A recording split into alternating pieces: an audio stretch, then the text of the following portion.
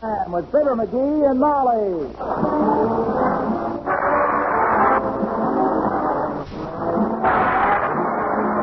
The first evaporated milk, Pet Milk, presents Fibber, McGee, and Molly with Bill Thompson, Gail Gordon, Arthur Q. Bryan, Dick LeGrand, Myra Marsh, and me, Harlow Wilcox. The show is written by Don Quinn and Phil Leslie and directed by Max Hutto with music by the King's Men and Billy Mills Orchestra.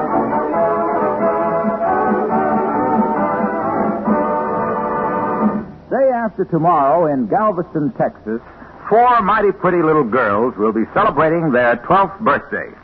Yes, the famous Badgett quadruplets of Galveston will be 12 years old on the 1st of February. And what a difference 12 years have made.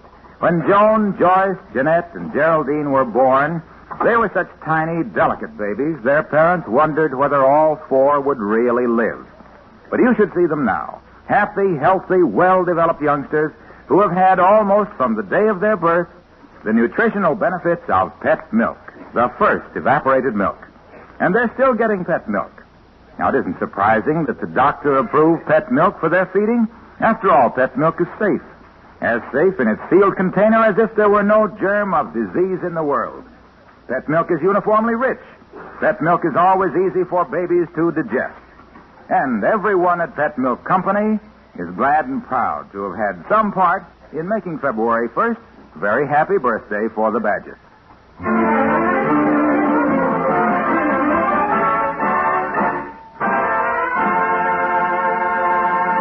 Mr. McGee of 79 Wistful Vista is a man with millions of ideas. And it's just as well that he has so many because only about 1 in a million is any good. Listen to the one he has now as we join Fibber, McGee, and Molly.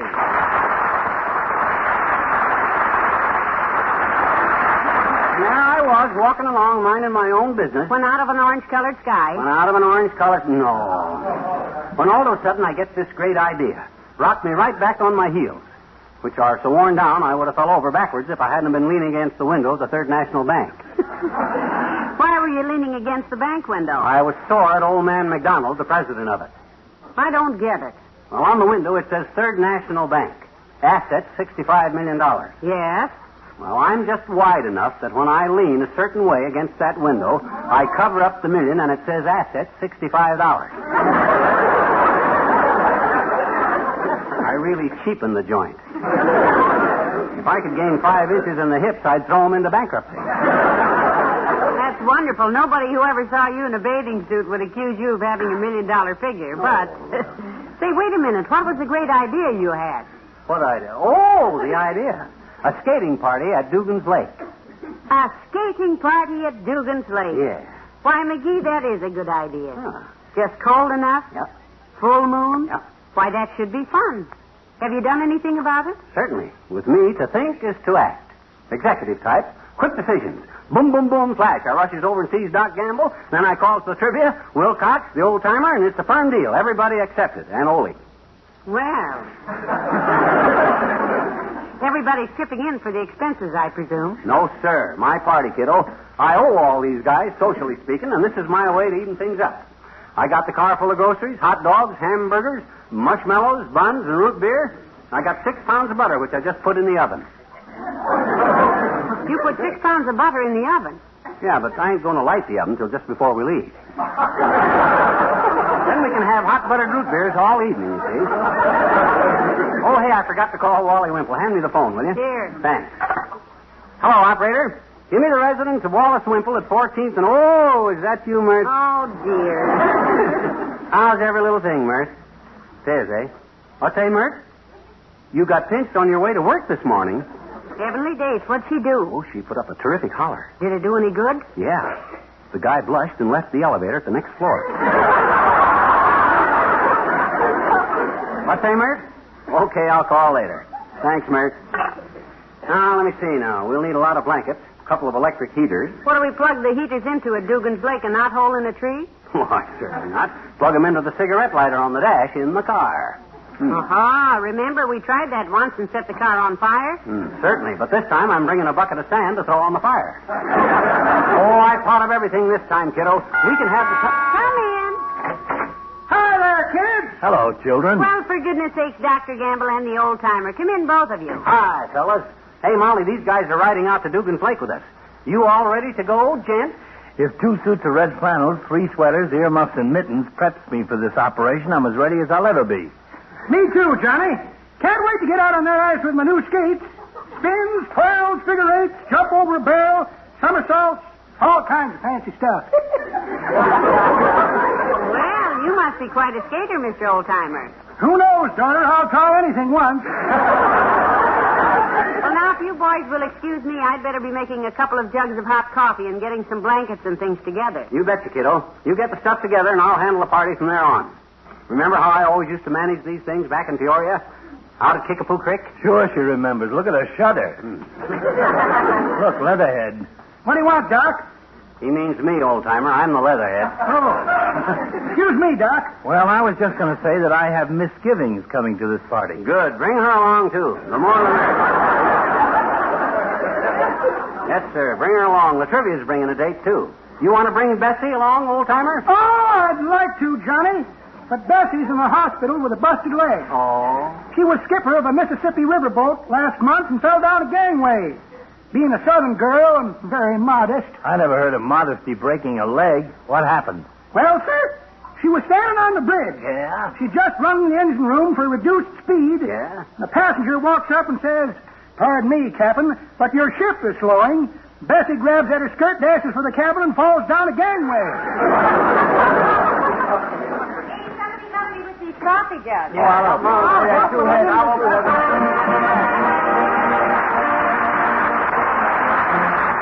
Billy Mills, the orchestra, and Lullaby of Broadway.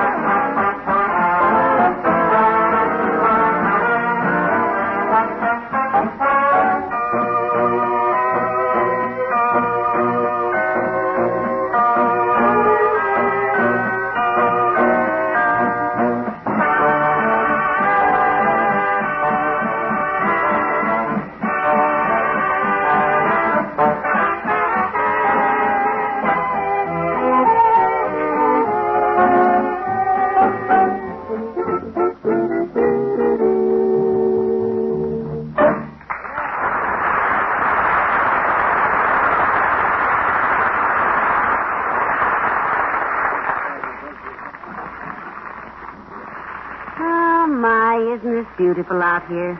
Bright moonlight, the ice just right for skating, and this wonderful fire. Yeah. Hey, Wilcox, get some more wood over here, boy. The fire's dying down. Hey, you wimp, shag yourself around and get some wood. And Ollie, shake it up, boy. We need some wood. Ain't this jolly, Molly? Very cheery, dearie. Has it occurred to you, blabbermouth, to go get some wood yourself? Why don't you go out in the woods and let somebody else sit here on this log and be obnoxious? Who, me? Why, I'm the hostess, Doc.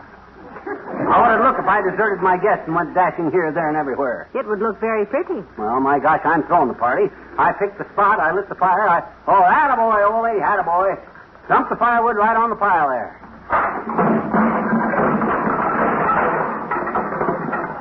Heavenly days, look at all the wood. You must have gone back to town and chopped down the high school, Ole. Oh, I'm a good wood collector, Doctor. These woods is full of wood, but most of it is wood that's still trees. Oh. So I look through the woods till I find somebody's cabin with nobody home and a stack of firewood on the back porch. My gosh, Ole, you steal wood off of somebody's back porch? Oh, please, McGee, you think I'm a thief? No, sir, I used chopped off the back porch. I brought some wood, too, Mr. McGee. Well, good for you, Mr. Wimple. Just drop it on the pile over there. All righty.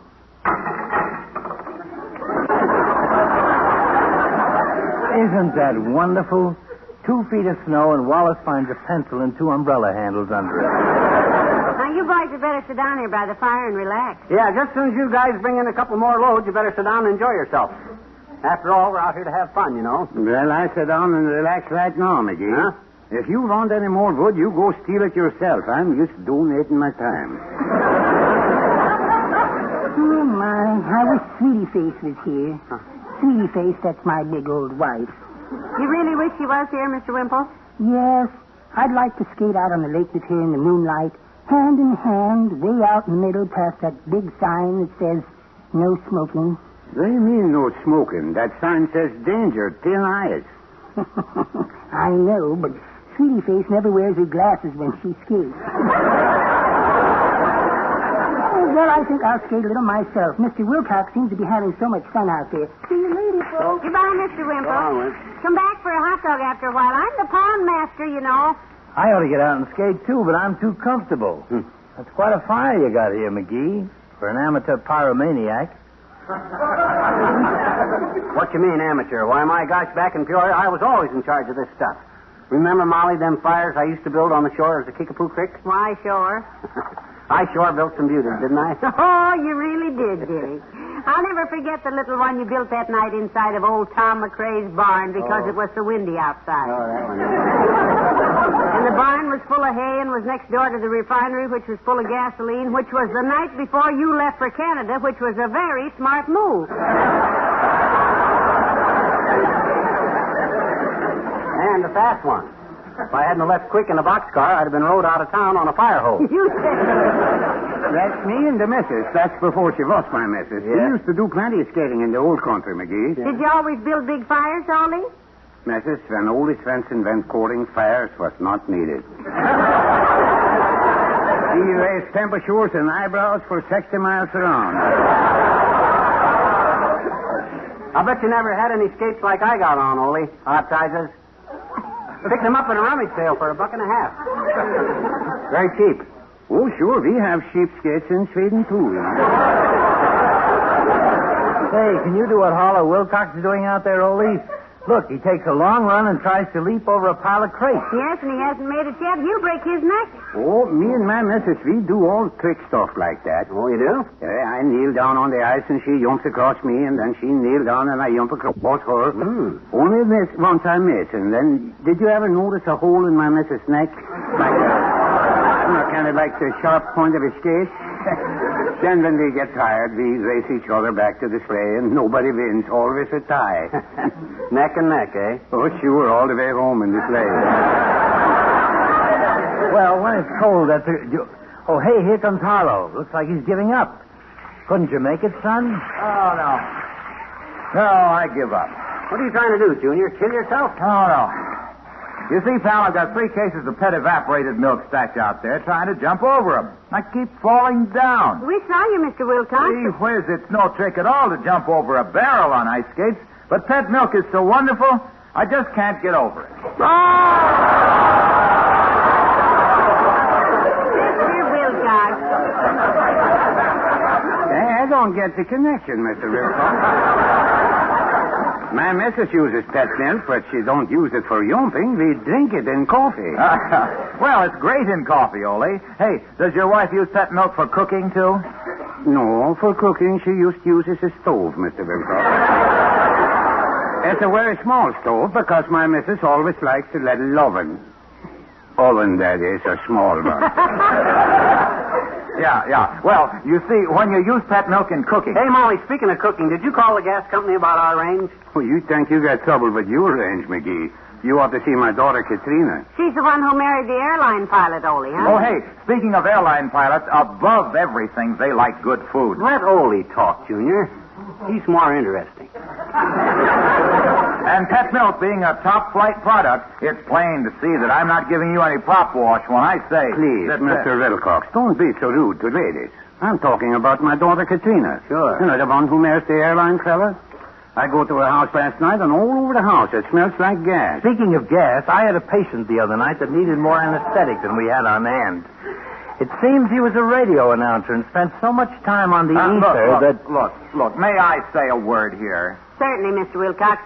What's the word? Pet. That's a very nice word, Junior, now that you said it. Excuse me, may I finish? You go ahead, Ole. It smelled like gas at your daughter Katrina's house, the one she lives in with her husband, the airline pilot. Thanks, Mercer. Well, I say, Katrina, what smells bad in here? And she says, Papa, my pilot light's out. Oh? And I say, it is? And she says, no, he does. My pilot light's out for Fort Worth, Texas this morning and leaves the gas stove turned on. So that's what I meant. Ole, that's very interesting. But to get back to your wife and her cooking, Ole. Yeah, I think I should. What time is it? It's early, Ole, and I'm sure that your wife, like millions of other good cooks, uses Pet Milk to add delicious, rich flavor to all her family dishes. At our house, we don't flavor the dishes. We just flavor the food.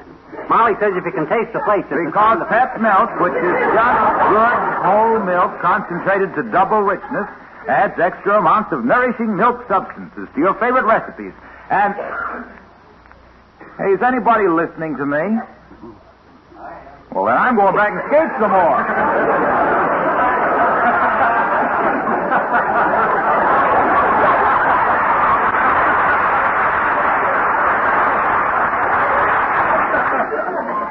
He's a nice boy. Who does he work for? The Pet Milk people. He used to be a wrestler, kind of a moan about town.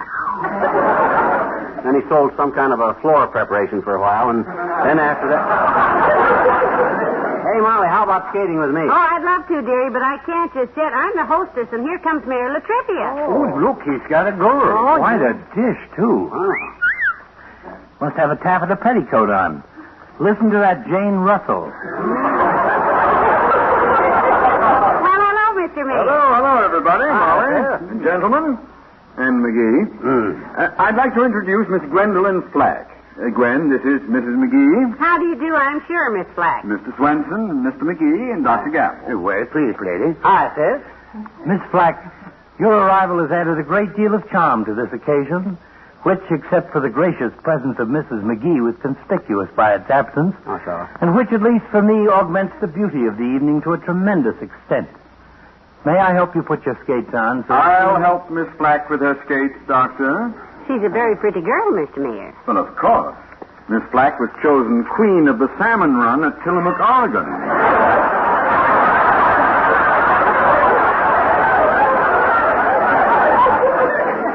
That was in 1936. You're running again this year, aren't you, Gwendolyn? Yes, fighting my way back upstream, as it were. Yes, she's not only beautiful, she's talented. You know, nowadays beauty contests are not judged on looks alone. The prizes go to those who are not only pretty, but accomplished. And what is your special accomplishment, my dear? I'm a blackjack dealer.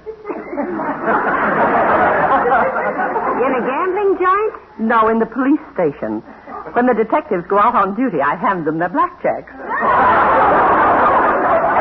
Come to think of it, I knew a blackjack dealer that dealt blackjack in the back of a snack shack in Hackensack. His name was Mac Black. Mac Black had dealt blackjack in Hackensack since way back. He had a knack for picking a blackjack from the back of the stack, but Mac Black got the sack for a fact when they caught him with a pack of cracked jacks stacked in the back of the snack shack in Ohio.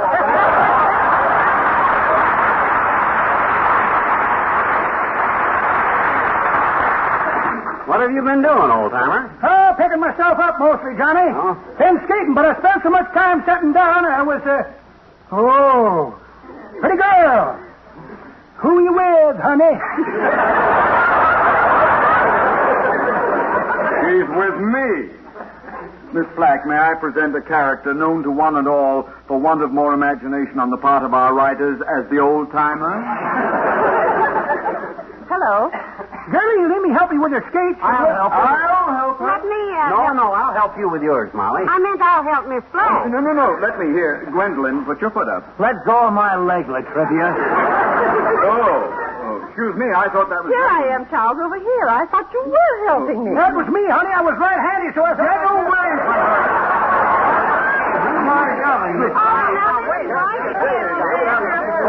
Come on, kiddo. Let's you and me get out of this. We ain't skated together yet tonight. Wonderful. Come on. You know, I don't know if I can even stand up on these things. Now, left, right, Here we go. left, right, left, right. Ah, this is wonderful. Moonlight on Lake Dugan. You know what I love about it? What? No mosquitoes.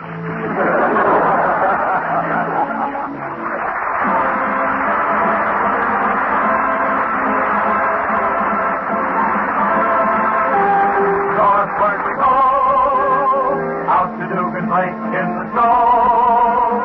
Riding, riding, sailing, thrilling, sailing, sailing, sailing, sailing, northward home. The King's Men and Saskatoon, Saskatchewan. What a delight when I think of the night that I met you on in Saskatoon, Saskatchewan. Oh, what a thrill was the thrill on the hill I set you on in Saskatchewan. This is the breeze of the break of the skis I would set you on in Saskatoon, Saskatchewan. I'd walk ahead while you rode on the sled I would set you on in Saskatchewan. We might have it in the Alps, just like you see in the papers, risking a couple of scalps and cutting Canadian capers.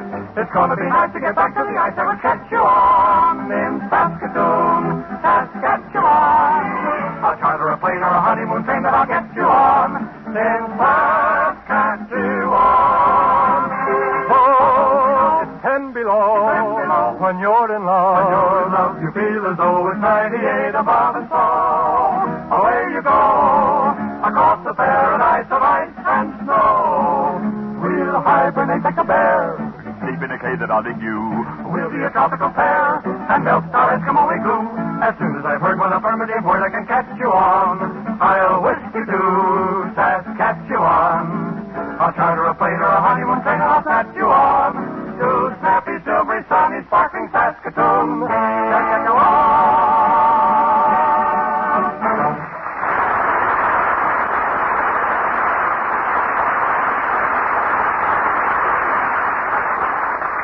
Anybody think we need more wood on that fire? Fire's going great, McGee. Leave it alone. If it gets any hotter, it'll make the lake dry up. Make the lake what, Mayor? Dry up. What's the matter, boy? Don't you like me? Oh, don't be a sore. Another hot dog, anybody? No thanks, Missus. Not for me. Already I have so many dogs I'd probably chase cats all the way home. Hot dog, Miss Black? No, thank you. I have to watch my figure, you know. That should be easy, Miss Flack, with all these fellows helping you.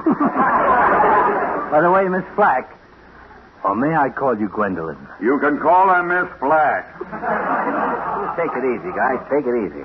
Let's not have no rough stuff. This is strictly for fun, you know. What were you going to ask me, Doctor? Well, I was just going to ask you, Miss Flack, if you're elected Queen of the Salmon Run again, what are your plans?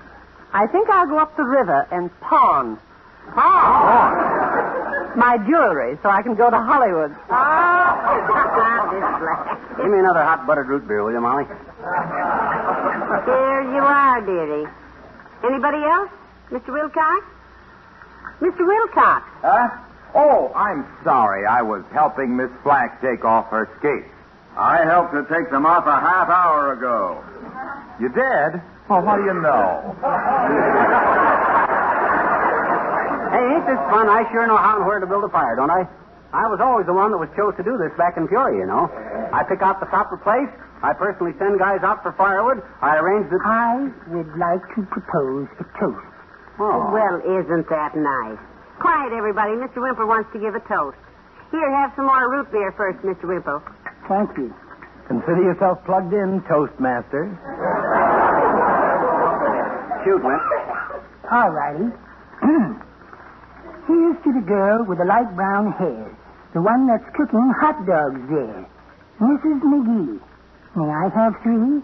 I thank thee.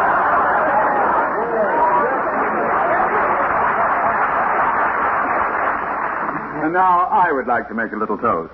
Good. Here's a bun and a long fork, Mr. Mayor. Go right ahead. No, I mean a toast that we can all drink. You can't drink toast, boy, unless you dunk it in your root beer, and that gun, it gets all soggy. I tried that a while ago. No. I didn't mean actual toast. I mean a toast. Well, you go right ahead, Mr. Mayor. If you want to eat toast while everybody else is making up silly poetry and stuff. I don't want to make a silly toast for you. Well, look, when I said I wanted to make a little toast, Oh, no. No, ladies and gentlemen, this is a real toast. Yes, go ahead. Go on, Your Honor. May I have another hot dog, please, Mrs. McGee?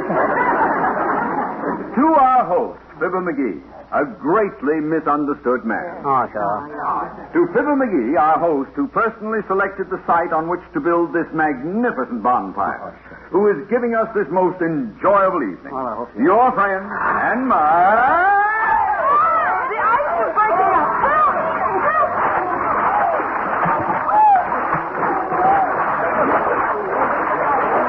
Goodness, I love hot dogs. McGee, you didn't build a fire on the char. You built it on the ice. Yeah. And you know what? All my fires used to do that back in Peoria, too. Everybody getting out?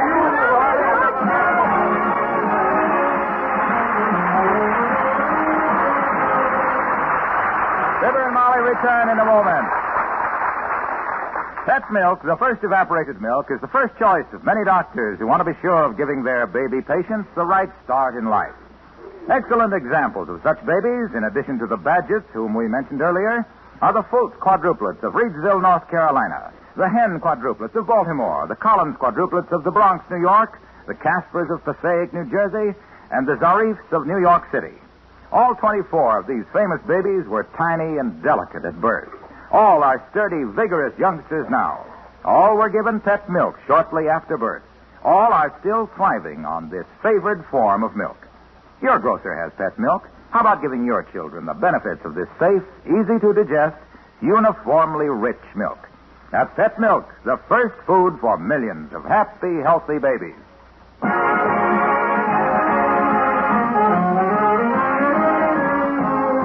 Boy, it sure feels good to get into some dry clothes, don't it, Yes, kiddo? indeed. You know, it's amazing how well everybody took it, though, McGee. Yeah. Very philosophically. Nobody blew up at all. Nope. No, they were just too wet to burn, I guess. Good night. Good night, all.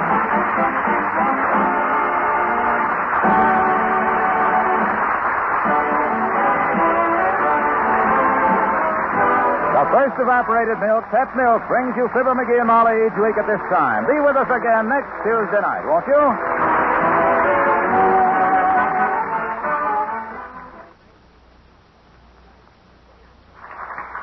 Who usually has the say-so about wedding plans? The bride, the groom, the bride's family? Well, whatever usually happens definitely does not happen in the story of the week next Saturday morning on Pet Milk's Mary Lee Taylor program. Be sure to hear this surprising story, together with Mary Lee Taylor's famous recipe for pancakes with sausage patties. Tune in next Saturday morning, sure, for the Mary Lee Taylor program on NBC.